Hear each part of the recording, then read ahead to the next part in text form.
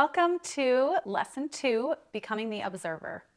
And this lesson is the bread and butter of mindfulness. So we have this foundation that we've laid of accepting and allowing, which really creates the space for us to become the observer. And becoming the observer is, in a way, the definition of what it is to be mindful. Mindfulness means becoming aware, becoming conscious of what's happening, and it's all about self-reflection. It's about becoming aware of what's happening here in my own mind, body, spirit. So since this is Mindful Couples, I'm just going to name it right off the bat. The biggest temptation here and the biggest shift from the way you've been operating is probably that you've been a very good observer of your partner, usually, but being an observer of your own self, of what's happening in your own heart and mind, might feel completely foreign, okay? And I'll say it could be your partner, that you're observing your partner all the time. It could be everyone else as well.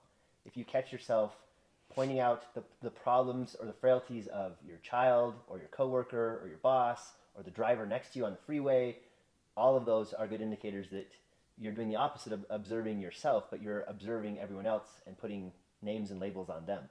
Yeah, so one of the phrases that we use is making the U-turn. Okay, I think we've already established that phrase, making the U-turn. So the reason we do this, and this is what makes mindfulness so powerful, is because the only thing we really have power over is our own heart and mind.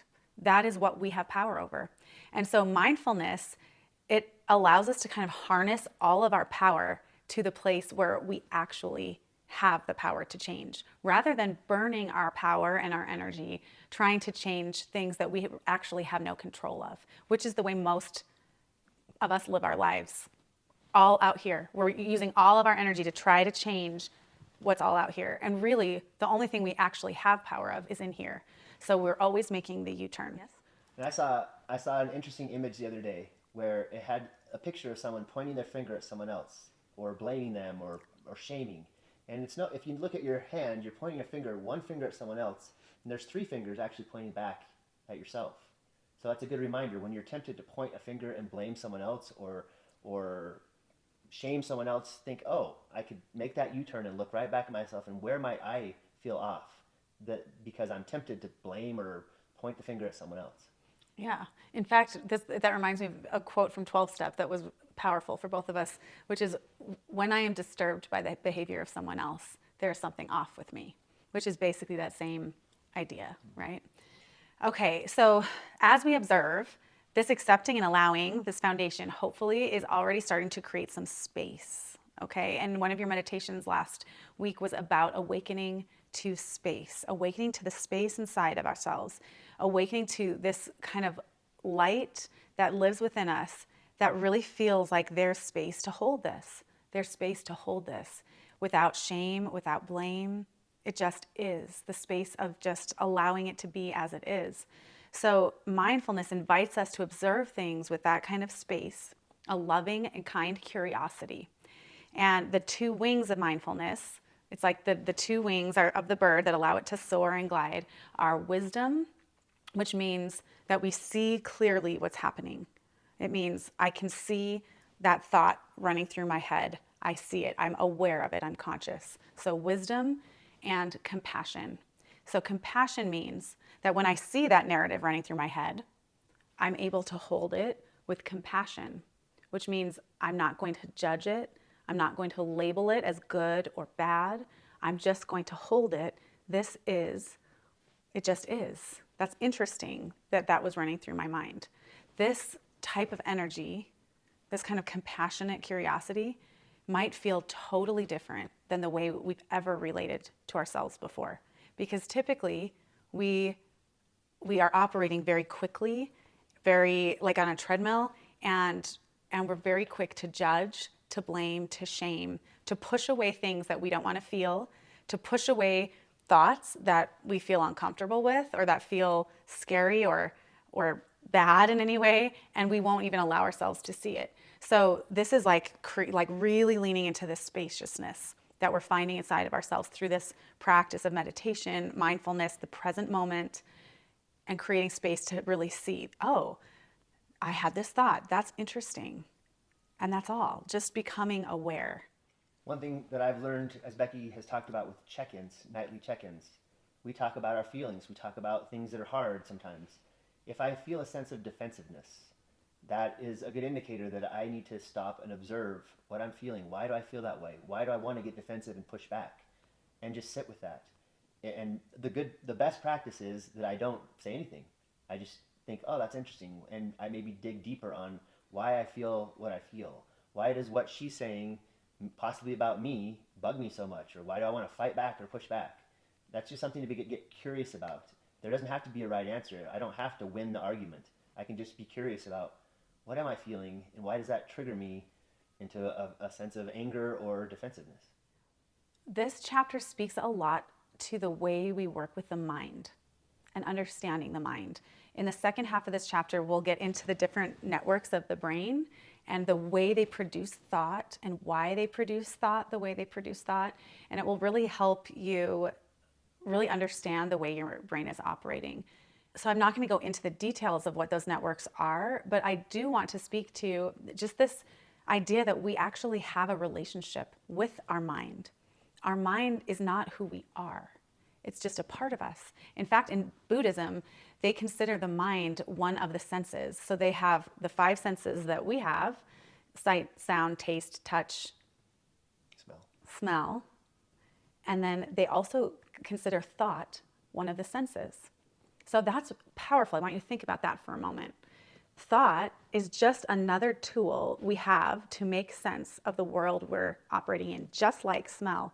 Like if I walked into the door and I smelled chocolate chip cookies, that's giving me information about my environment, right? Oh, that's interesting. Someone must have been baking, right? But when I have a thought, so many times we immediately identify with that thought. Like that thought is who I am. If I had a mean thought, then I am mean. Or if I had a sad thought, then I am sad. When we smell a chocolate chip cookie, we wouldn't think, I am a chocolate chip cookie. Like we are aware that that is just giving us information. And our thoughts really are the same way. Our thoughts are just giving us information. That's really powerful understanding. I remember when I was very early on and I was still really drowning in trauma, and my brain in trauma felt crazy. I felt like I was crazy. And I was listening to a speaker at a conference, and they said, I am not my thoughts. I am not the voices in my head. I am the soul inside who gets to choose which voice to listen to. And I still remember those exact words that she said because they just kind of cut through, and like it was like a revelation to me. It felt like freedom because I felt so trapped by what felt so chaotic in my mind. And it made me realize it's okay. You know, my mind feels crazy right now. My mind is telling me crazy things. It feels compulsive. It feels out of control. And I could start to separate myself from that. One of the phrases I used at the time was, this is not me, it's my trauma. And so when kind of that compulsive thinking would come, I could recognize it. That's interesting. It's interesting that my brain is thinking these things right now. It's just giving me more information about my environment. Maybe I need a boundary. Maybe I need some self-care because my brain is clearly telling me that I feel unsafe or whatever it may be. So learning to kind of separate ourselves from our thoughts and just observe them with curiosity, this kind curiosity, to befriend the mind, is so much a part of this practice of mindfulness. And one analogy that I've read about or heard is thinking about my thoughts as clouds in the sky and my emotions as clouds in the sky. Sometimes there aren't a lot. Sometimes it's a pretty clear sky. And other times it's a storm, or there's lightning everywhere. That could be a lot of emotions and a lot of thoughts. But if I can just sit there and let them pass by, sometimes they'll pass by quickly, sometimes they might take a while, but if I can sit and let them pass by, that's a good practice to get into, because our mind can take over all of our senses if we let it. So just let it be, write it down, take a break, stop, look, and listen. Those are good things to practice and be aware of. Awesome. This week, 2 mantras that can really help shift the way you're relating to yourself. One is just this mantra of, I love you, I'm listening. To yourself, okay? I love you, I'm listening. Just creating that space to be with whatever's here. There's room for whatever is here. And then the second one is, that's interesting. I probably say that like 20 times a day in one way or another. Like, that's interesting that I thought that, or that's interesting that I said that. Or if my kid comes to me and tells me a big story, I might respond with, that's interesting. And that really is how it's become second nature to me, but it really is just, it's a neutral response. It's not good, it's not bad, it just is. And it's interesting. There's probably something to understand in that. And I want to open myself to be curious about it. So those are some mantras that really can be helpful in trying to shift the way you're speaking to yourself and relating to yourself. Because whether you realize it or not, mantras sometimes seem kind of hokey. They did to me, at least. You know, Stuart Smalley, anyone? Do you remember this guy? I'm good enough, I'm smart enough, doggone it, people like me. Anyway, mantras can seem kind of hokey, but whether you realize it or not, you're talking to yourself all the time. Whether you call it a mantra or not, you're saying things to yourself all the time. Maybe your mantras currently are like, I'm an idiot. That's stupid. You know, there are these things that are like a gut level response to yourself, and they're creating a relationship with yourself, whether you realize it or not. And so these mantras that we offer here really are powerful in creating a new way to relate to yourself and to build a relationship of trust with yourself. Because if you're always calling yourself stupid, you're probably not going to want to open up to yourself. It's not safe.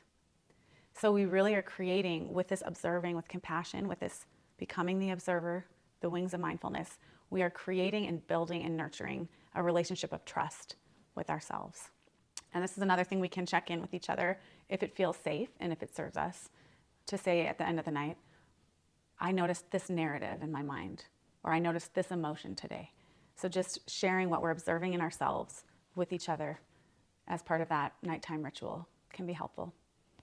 All right, you can do this. Good luck, and we're with you.